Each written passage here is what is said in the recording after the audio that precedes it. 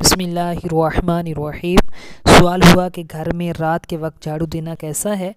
تو گھر میں رات کے وقت جھاڑو دینا بالکل جائز ہے، مگر بچنا بہتر ہے، کیونکہ رات کے وقت جھاڑو دینے سے بھول اور تنگ دستی پیدا ہوتی ہے۔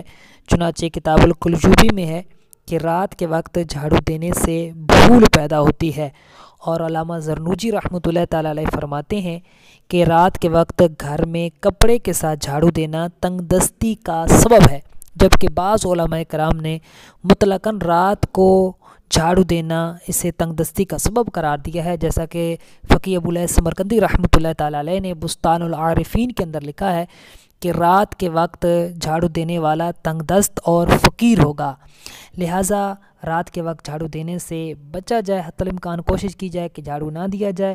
لیکن اگر کوئی رات کے وقت جھاڑو دے گا تو قطعاً گناہ گار نہیں ہوگا، اس کا جھاڑو دینا بالکل جائز ہوگا۔ واللہ اعلم ورسولہ اعلم عز وجل، وصلی اللہ علیہ وآلہ وسلم۔